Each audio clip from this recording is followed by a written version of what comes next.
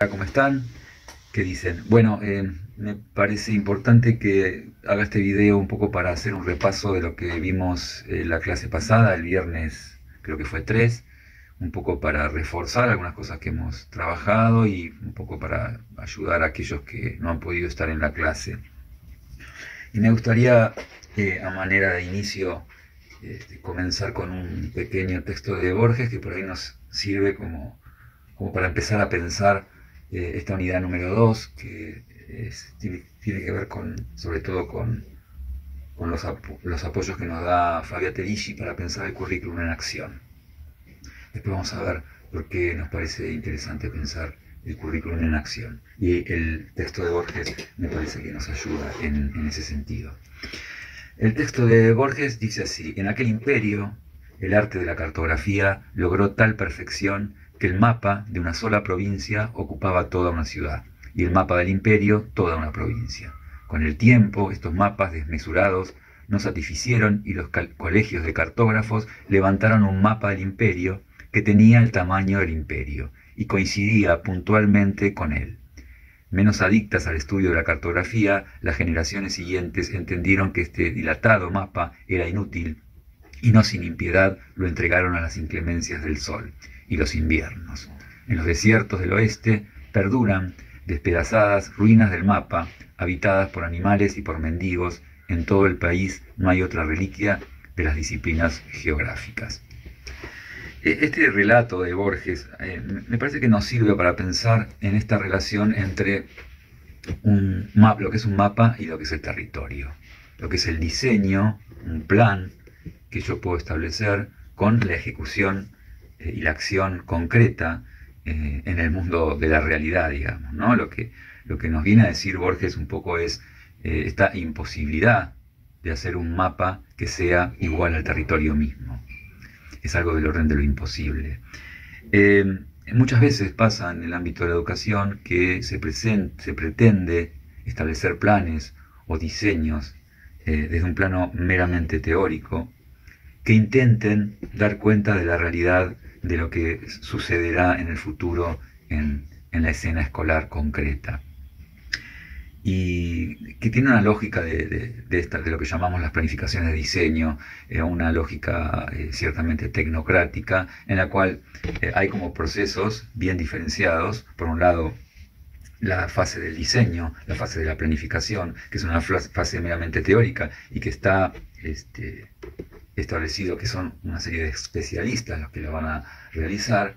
Y por otro lado es la fase de la aplicación de ese diseño, la fase ejecutiva, en la cual los docentes, quienes somos los docentes, debemos tratar de ejecutarla de la manera más similar a lo que ha sido diseñado.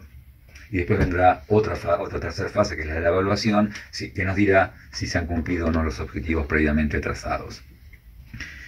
A mí me parece que cuando Terici, por eso lo traemos, nos habla de currículum en acción, nos está invitando a pensar de otra manera el currículum, de una manera más compleja, en donde teoría y empiria trabajan de manera mancomunada, en donde no hay estas fases tan previamente establecidas, no están así determinadas, sino que hay siempre un diálogo de lo que yo voy hipotetizando, lo que yo voy planeando, trazando como mapa, y lo que va sucediendo en la realidad, un monitoreo permanente y una reflexión permanente sobre lo que va sucediendo, y reevaluando constantemente para poder dar cuenta de esa realidad tal cual se da.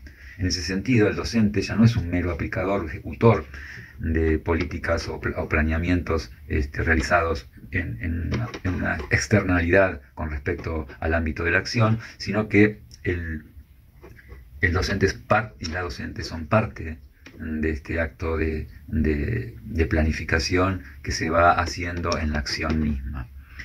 Hay una figura que por ahí, no sé si ya se las he hablado, de la cual nos hablaba Ulloa, que decía la figura la metáfora del vaquiano también. La metáfora del vaquiano también. El vaquiano es esa persona que conoce mucho el territorio, conoce las generalidades del territorio, es decir, que te va a guiar cuando vas a algún lado y no conoces, pero que sabe que a pesar de que tiene un conocimiento experto de ese territorio, sabe que cada día se puede encontrar con novedades, con cuestiones que tienen que ver con las contingencias geográficas, ambientales o demás.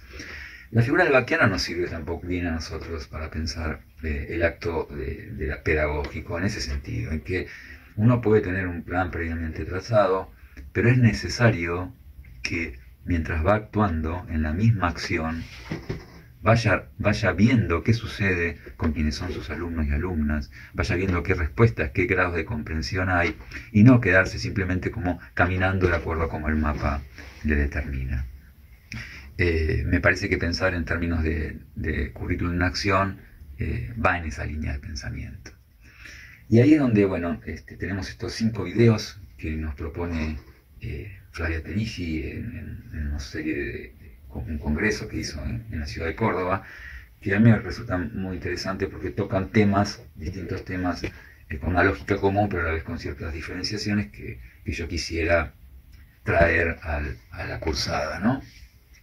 Y nosotros trabajamos el viernes pasado con la primera grabación, son grabaciones cortas, y en las clases subsiguientes vamos a seguir trabajando con los demás videos, tratando de establecer debates y conversaciones en torno a eso. La idea es que ustedes puedan el viernes haber visto los videos y reflexionado sobre ellos para poder generar un debate colectivo. Pero sí vamos a trabajar un poco con lo que hemos trabajado el viernes pasado en torno a el primer video, ¿no? Este primer video, Flavia Terigi nos va a hablar de lo que ella llama los supuestos del saber pedagógico, ¿no?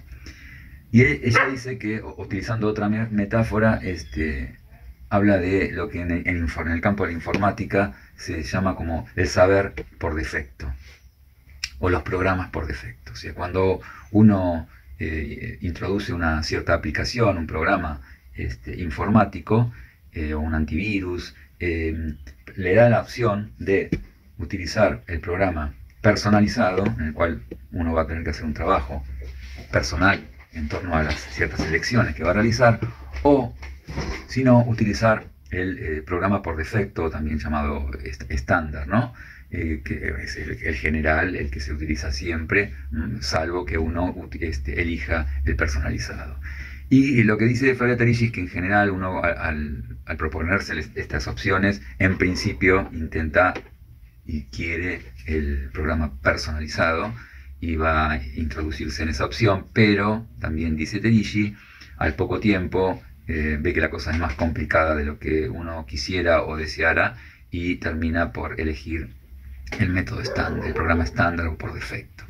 Lo que nos viene a decir Terigi es que esto puede muy bien ser visualizado como lo que pasa muchas veces en el campo educativo. Hay como un saber pedagógico estándar por defecto, cientos de años de conformación y de ejecución, y que es muy difícil escapar de su lógica, ¿no? Entonces lo que se hace es una y otra vez reproducir ese método estándar, porque cualquier modalidad diferente requiere cierto trabajo, cierto esfuerzo y cierto conocimiento previo. Quienes habitamos en el campo de la educación solemos tener un conocimiento rico, profundo, dice Terigi, con muchas y variadas experiencias históricas, y sin embargo, dice, lo más común es que se termine volviendo a reproducir ese conocimiento estandarizado, previamente formateado. Y esto sin duda tiene que ver con que resulta muy difícil sostener con el tiempo cualquier cosa que sea de alguna manera una novedad con respecto a ese comportamiento estándar.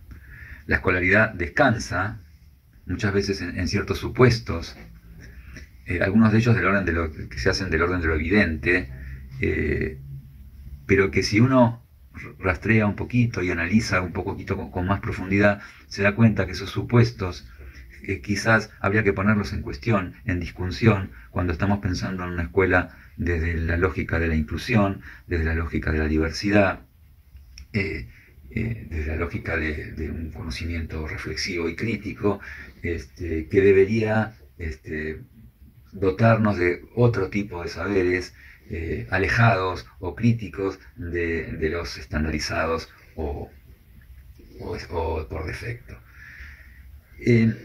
ella dice que hay cuatro grandes supuestos, ¿sí?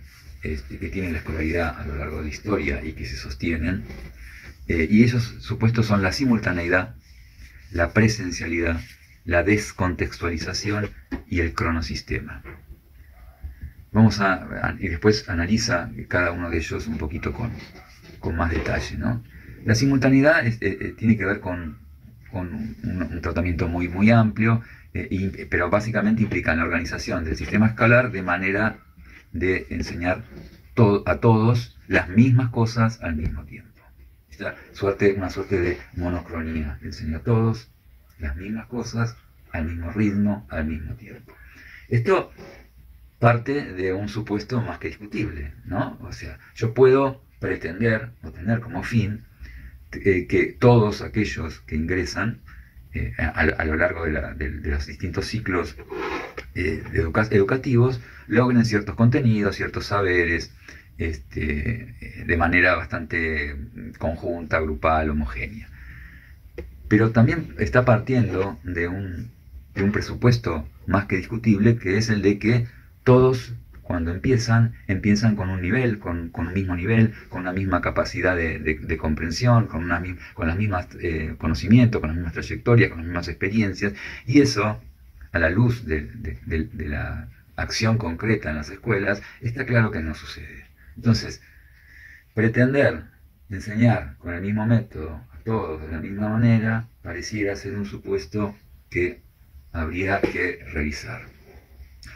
Terici nos dice que la simultaneidad ha sido sin duda una gran estrategia de la escolarización, que se impuso finalmente a otros ensayos, como yo creo que les he hablado de, por ejemplo, el método lancasteriano, que era otro método diferente, el llamado método mutuo también, fue llamado disputando durante el siglo XIX por cuál era el mejor método de enseñanza, ¿no? Pero lo cierto es que terminó claramente triunfando dentro de lo que es el aparato, el sistema escolar, el método simultáneo.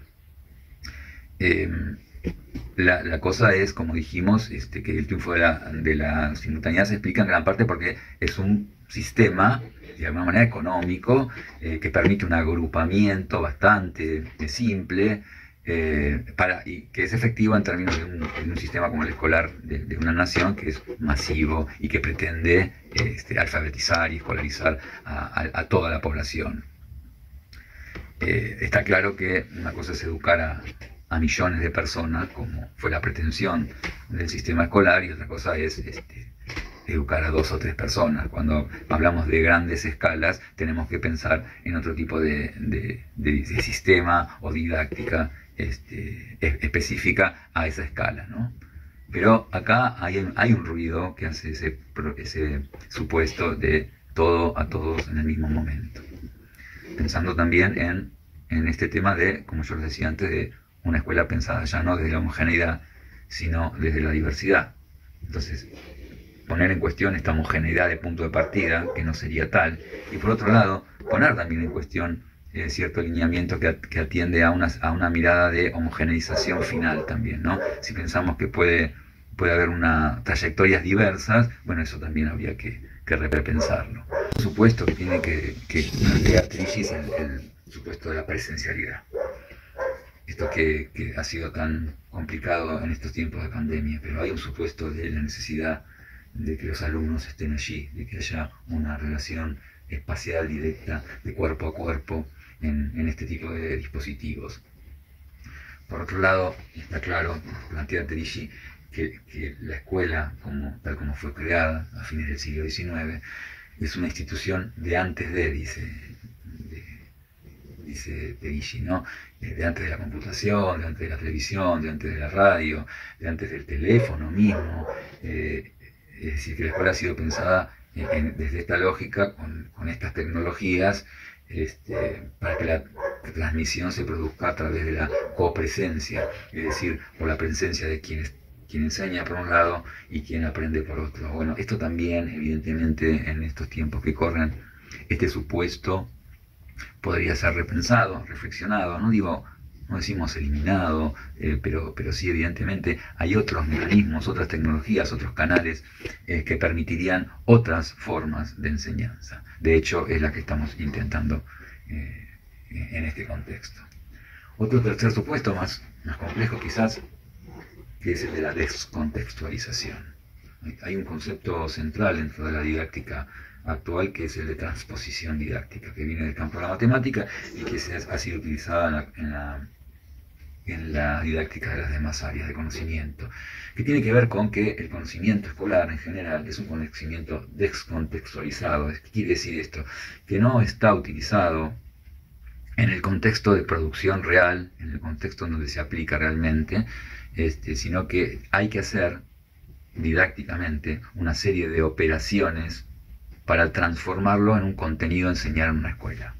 No es lo mismo lo que el campo de la matemática que el campo de la enseñanza de la matemática, de lo que las escuelas y las instituciones escolares enseñan la matemática. Entre el campo académico, el campo erudito, el campo netamente científico de la matemática y lo que se enseña de la matemática, evidentemente hay que hacer todo un trabajo, una operación que de alguna manera lo modifica. Esto en cualquier área. O sea, si nosotros utilizamos en la educación física el deporte y pretendemos que se ciña a la misma lógica del deporte del espectáculo, del deporte de alto rendimiento o el deporte en un club, estamos equivocándonos porque la lógica escolar requiere un tratamiento de esos contenidos. Y con esto podemos hablar lo mismo en las distintas áreas de conocimiento. Esto a veces, ella dice, sin duda uno tiene particular aprecio, dice, por aquellos enfoques pedagógicos y didácticos que ponen a los estudiantes en contacto directo con las experiencias.